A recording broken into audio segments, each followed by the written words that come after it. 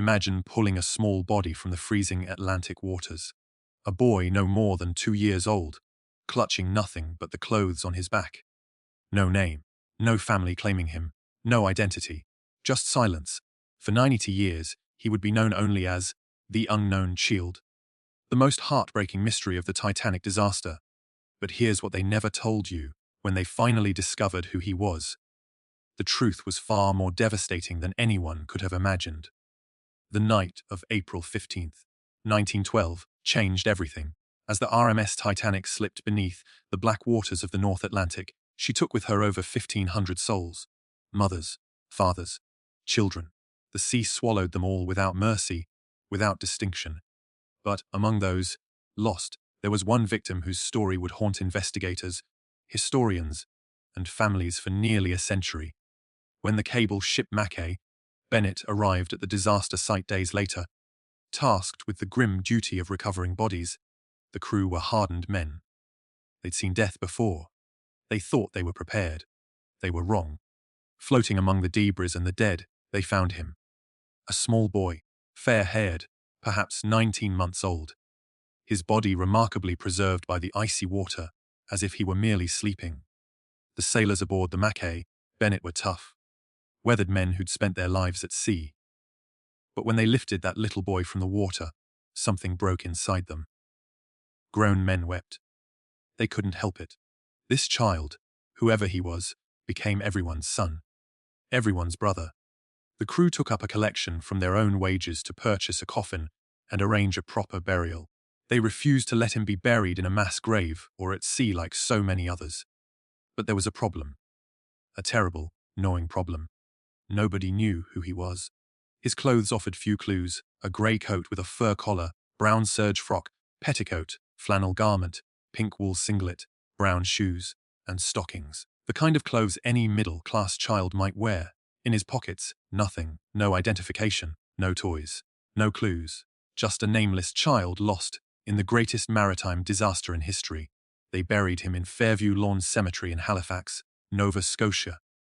The gravestone was simple, heartbreaking in its brevity, erected to the memory of an unknown child whose remains were recovered after the disaster to the Titanic April 15, 1912.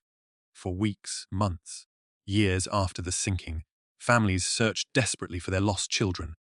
Women who'd lost sons in the disaster would visit that grave, each one hoping, praying that perhaps this was their boy. Each one wanting closure. Each one leaving with the same emptiness they'd arrived with. But here's where the story takes its first dark turn. In the chaos of the sinking, in the pandemonium of lifeboats being loaded and passengers scrambling for survival, something horrific happened. Third-class passengers, the poorest souls aboard, were trapped below decks. Gates had been locked. Not out of malice, some claimed, but to maintain order, to prevent a rush on the lifeboats. But intent doesn't matter when you're drowning, does it? Families were separated. Children were torn from their parents' arms. In the darkness, in the screaming, in the rising water, people lost track of everything. Who can blame a mother for not knowing exactly what her child was wearing when she last saw him? Who can judge a father for not remembering every detail when he was fighting for his family's survival? Several families came forward, each claiming the unknown child as their own. Each story was equally tragic, each claim equally heartbreaking. One family was certain he was Gustav Leonard P.T. Lawson, a 2-year-old Swedish boy traveling with his mother and 3 siblings. All of them perished. The entire family wiped out. But Gustav's father, who hadn't made the journey, believed the unknown child might be his son. Others claimed he was Aino Viljomi Panula, a 13-month-old Finnish boy. He'd been traveling with his mother, Maria, and 4 brothers. All 6 family members died. Aino's father survived only to receive the news that his entire family was gone. Imagine that.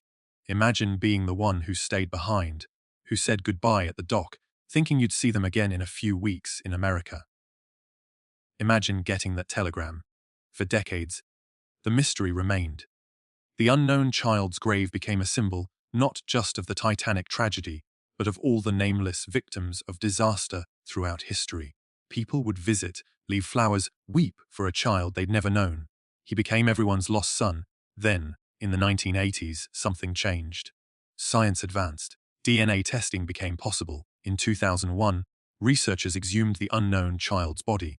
Nearly 90 years after the sinking, they finally had the technology to answer the question that had haunted so many for so long: who was he? The first DNA tests pointed to Ino Panula. Finally, it seemed, the mystery was solved. The unknown child had a name. The Panula family could grieve properly. Closure, at last. But here's the thing about truth: sometimes it doesn't come easily. Sometimes it doesn't come at all when you expect it. Because 5 years later, in 2007, better DNA testing became available, more precise, more accurate. And when researchers tested the samples again, they discovered something shocking. The unknown child wasn't Ino Panula. He was Sidney Leslie Goodwin, a 19-month-old English boy from Wiltshire. Now, let me tell you about Sidney's family, because this is where the story becomes almost unbearable. Frederick Goodwin was a skilled electrician, a hard-working man with dreams of a better life. He'd heard about opportunities in America, about a growing need for men with his skills. He'd saved for years to afford the passage. His wife, Augusta, supported the dream. They had 6 children: Lillian 16, Charles 14, William 11, Jesse 10, Harold 9 and little Sidney, not yet 2 years old. 8 people. One family, all aboard the Titanic. All in 3rd class. When the ship struck the iceberg, the Goodwin family was trapped below decks with hundreds of other 3rd-class passengers. The gates were locked. Water was rising. Panic was spreading like fire. Here's what I want you to imagine: Frederick Goodwin, holding his youngest son, trying to keep his family together in the chaos. Augusta, clutching at her other children, counting heads in the darkness, in the screaming, in the confusion. The older children, Lillian and Charles, trying to help their younger siblings, trying to be brave even as terror filled their hearts. They never made it to the boat deck. None of them. Not a single member of the Goodwin family survived. 8 people who dared to dream of a better life. 8 people who'd said goodbye to their old home, to England, to everything they'd known. 8 people who'd boarded a ship they were told was unsinkable. All of them died in the freezing Atlantic waters. But here's the part that still haunts me: Sidney was found. His little body was recovered, preserved, buried with dignity by men who didn't even know his name. But the rest of his family, Frederick, Augusta, Lillian, Charles, William, Jesse, Harold, their bodies were never recovered. They're still down there, somewhere in the darkness, 2.5 miles beneath the surface. Sidney got a grave. His family got the abyss. For 95 years, Sidney lay alone in that cemetery in Halifax. His family name unknown, his story untold. Visitors would see that gravestone, unknown child, and they'd feel sadness, sure, but they didn't know the full horror of it. They didn't know that this boy's entire family had been wiped out. They didn't know that somewhere in England, extended family members grew old and died, never knowing what happened to Frederick's boy, the one who was supposed to be identified, the one who was supposed to bring closure. When the DNA results confirmed Sidney's identity in 2007, they updated his gravestone. It now reads, "In memory of Sidney Leslie Goodwin, aged 19 months, died April 15, 1912. They added the names of his parents and siblings. Now, at least, the family is together in memory, if not in death. But here's the question that keeps me awake at night. How many other unknown victims are there? How many other bodies were never recovered, never identified, never mourned properly? How many other families were completely destroyed, leaving no one behind to even remember their names? The Titanic carried approximately 224 people. Over 1,500 died. Only 337 bodies were ever recovered.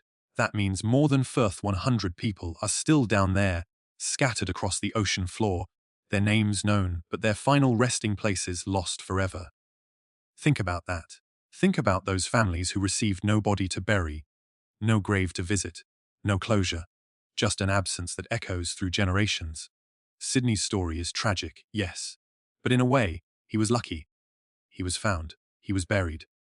Eventually, after nearly a century, he was named. Thousands of others weren't so fortunate, And here's the darkest truth of all: Sidney's family represents something we don't like to talk about. They were third class, poor, immigrants seeking a better life. When the ship went down, the survival rate for first-class passengers was 63%. For second class, it was 43%. For third class, 25%. 1 in 4. Why? Because the gates were locked. Because the lifeboats were loaded from the upper decks first. Because in the hierarchy of disaster, the poor die first. Frederick Goodwin probably knew this as the water rose around him. He probably understood, in those final moments, that his family's station in life had become their death sentence. Did he hold Sidney close? Did he whisper to him? Did he tell his boy that everything would be all right, even as he knew it was a lie? We'll never know. What we do know is this: when they finally identified Sidney in 2007, when they gave him back his name, it changed nothing. He was still dead. His family was still gone. The Titanic had still sunk.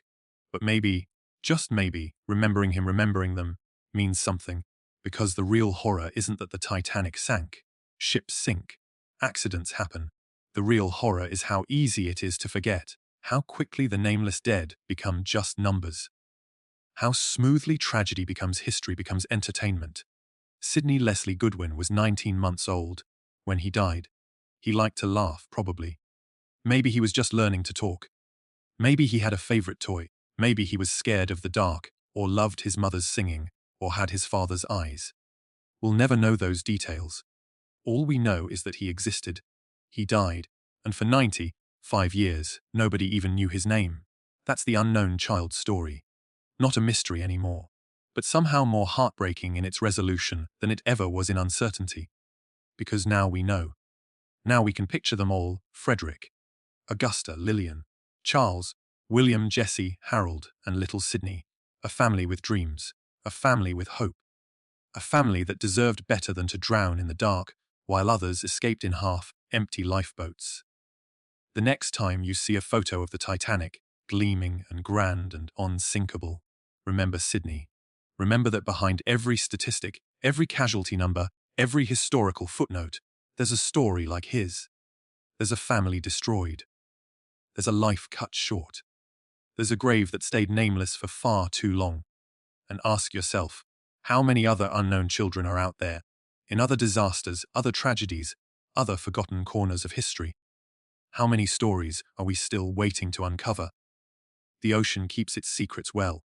But every now and then, if we're patient enough, if we care enough, if we refuse to let the dead become merely numbers, we can bring someone home. We can give them back their name.